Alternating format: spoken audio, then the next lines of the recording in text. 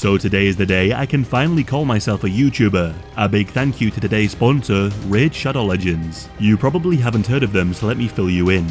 It's available for PC and mobile. Raid is considered by many to be the best online mobile game due to the extremely high quality graphics and because it's an actually well put together game that's incredibly fun to play, unlike many other mobile games. And the best part, it's free. You can use the link in the description or pinned in the comments to download Raid now, or scan the QR code on screen. I'm currently making my way through the campaign, collecting silver and artifacts to level up my team. From writing about grim cases all day, it's nice to kick back and to play Raid to unwind. I've been very impressed with how smooth the game runs, and there's a ton of features. You have the arenas, the campaign, the dungeon quests, and so much more. My personal favourite champion is Gallic, as he's able to attack multiple opponents at once. And this month, Raid just brought out the Hydra, a superpowered clan boss that's like many bosses rolled into one. It's got multiple different heads, and each head has unique abilities. It can share the pain and push damage from itself onto your team, it can scare your champions and rot them from the inside, and can do a ton of more crazy things. Raid is now releasing a bunch of new champions along with a brand new Faction Wars crypt for Shadowkin, which I'm very much looking forward to. On top of that, there's a ton of New Year's events and tournaments, including a special fusion event where you can get one of Raid's newest legendary champions. So go ahead and click the link and start playing free today. If you do, you'll get some free resources and a free mystery champion to kickstart your game. I'd love to tell you who, but I'm sworn to secrecy, so you'll have to click the link to find out. Rewards will be available for 30 days for new players only, and all the treasures will be waiting for you right here. Once you're in, you can find me in-game under the name Disturbin, and if you're fast, you can join my clan, the Disturbanites. And now, on to the video. This is the 12th case in the series, a case almost too gruesome to mention, and it takes place in Leeds in the United Kingdom, which is not too far from the city where I was born. In 1993, a new beauty pageant was created and held in the United Kingdom. The pageant was a competition for gay men across the country, with a chance to be crowned with the title of Mr. Gay. One of the people who participated in this contest was a 21-year-old man who lived in Leeds named Anthony Morley. To get to the finals, Anthony had to take part in multiple contests held locally. He won those local contests, which progressed him into the regionals, and then into the national finals. Out of the 13 contestants who made it to the finals, Anthony was crowned as the first ever Mr. Gay winner. Along with his title, he won a £1,000 cash prize and a holiday to Gran Canaria. Despite the contest being exclusively for gay men, Anthony would later claim that he was not gay when he won the contest. He actually had a secret girlfriend at the time who was there in the crowd when he won the contest. They pretended not to know each other, so not to ruin Anthony's chances of winning. The night Anthony won, the two spent the night together in a hotel room. Despite claiming that this was not his orientation, he did actually have a couple of relationships with men in his teenage years. Winning the contest resulted in opportunities for Anthony. He became somewhat of a low-level celebrity. He moved from Leeds to London to further pursue stardom. Anthony worked as a model in London and was sometimes able to star in some small game shows on television. In 1996, Anthony took part in a late-night/early morning TV show called God's Gift.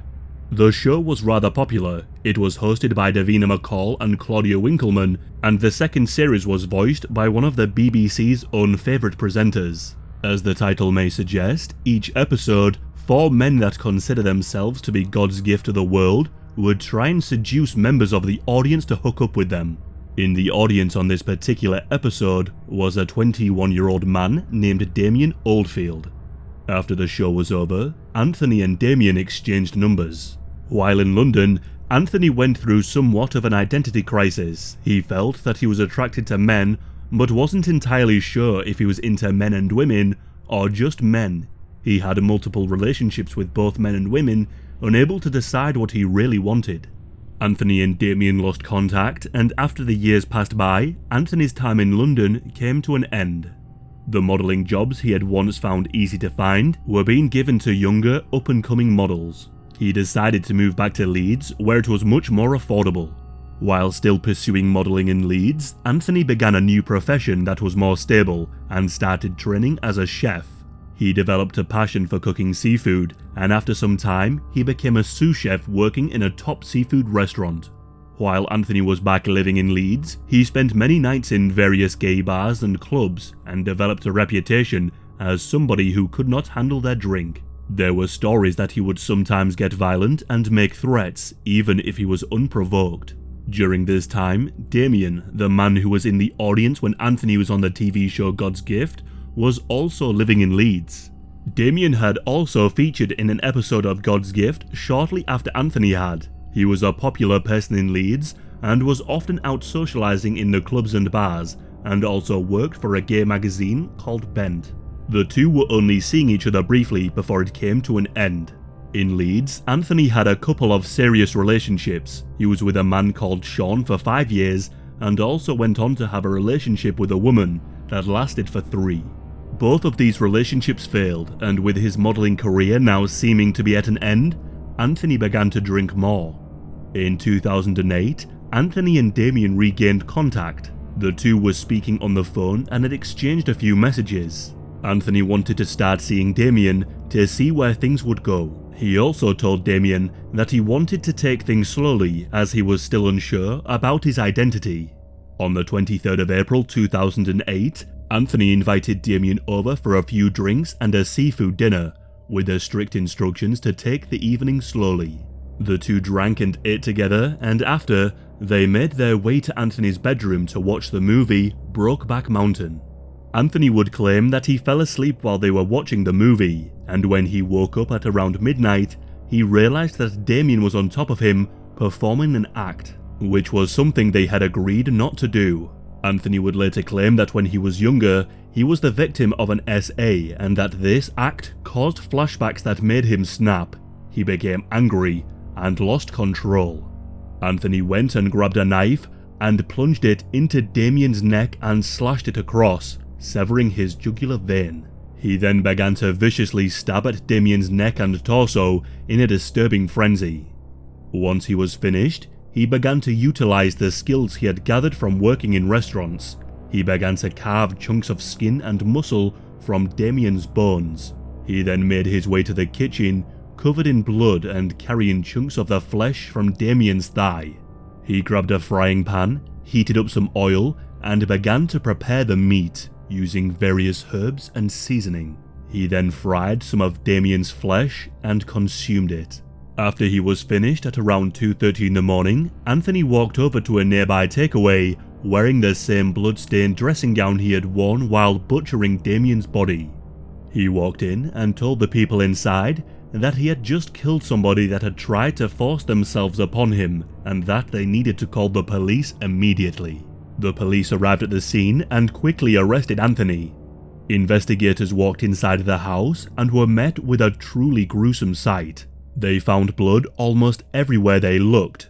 They discovered Damien's body in the bedroom, surrounded by chunks of muscle and skin. There was also a large jagged cavity in Damien's chest that was 27 centimeters by 14 centimeters, and his nipple had been sliced off.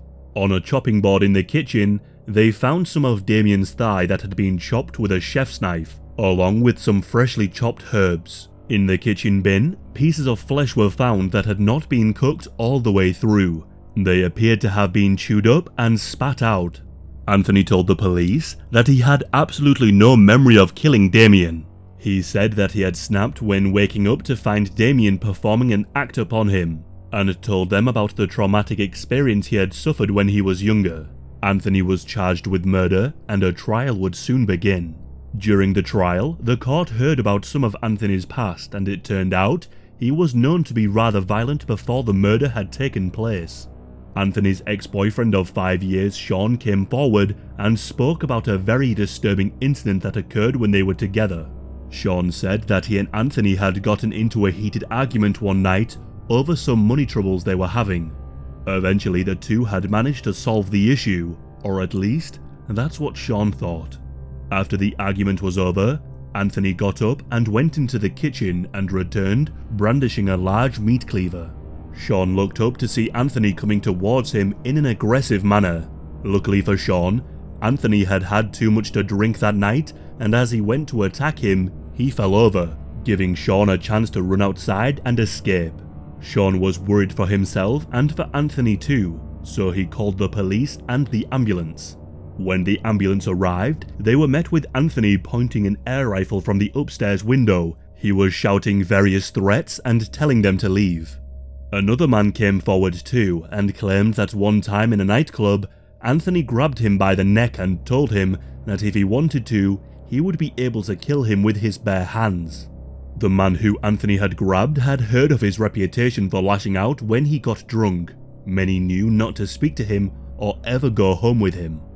Anthony gave his version of events that night, and he explained that he wanted to take things slowly and that Damien had betrayed his trust. He told the court that he couldn't remember the attack and that he went into autopilot. In a very chilling statement, he said, "I can only say at some point Damien's body had just become something I would deal with at work, a piece of meat. That's the only thing I can think of. That was my daily task, preparing meat." The police and the prosecution team strongly believe that Anthony knew exactly what he was doing that night, and that this whole thing had been premeditated. The crime scene analysis showed that Damien had been stabbed while his back was turned, and most likely had no idea the attack was about to happen. There were no signs of struggle. Anthony was evaluated by Professor Nigel Eastman, a forensic psychiatrist.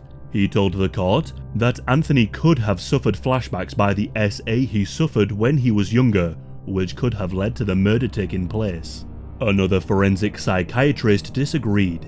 Dr. Patrick Quinn also evaluated Anthony, and he strongly believes that his story was a fabrication. Dr. Quinn said that he did not think that Anthony was suffering from any kind of mental illness, and that he never mentioned any kind of flashbacks during the 2 assessments they had together. He believes that there would have been other symptoms along with a memory loss if he would have really been in a dissociative state. The prosecution team also argued that Anthony's story was fabricated, for the reason that if this was really self-defense, why did he feel the need to cut him up, cook him, and eat him? They argued that this was just a dark and twisted fantasy of Anthony's, and one that he was able to fulfill.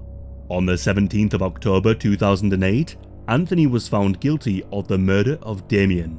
He was sentenced to life in prison with a minimum term of 30 years. As the judge sentenced Anthony, he made a statement. He said, "This is one of the most gruesome murders I have ever encountered. Not only did you murder your victim by cutting his throat and stabbing him, but you also cut him up, cooked him, and ate part of him. Before this case, I had associated this behavior with eras long gone." When the sentence was given, there was an applause from the public gallery and a shout of "murderer." As they clapped and shouted, Anthony stood in the dock with his head bowed as he was sent down. Denise Oldfield was Damien's mother, and she made a statement regarding her son. She said, "We shared a special bond which I can still feel, but now I am left with memories, and that's not quite good enough. Damien loved life, and he has had that taken away from him in the cruelest of circumstances. He was so easygoing and friendly that to know Damien for 5 minutes was to know Damien as a friend." A Facebook page was set up after his murder for those who knew him to share pictures. Hundreds of people who knew him left messages and photographs which showed how popular he was.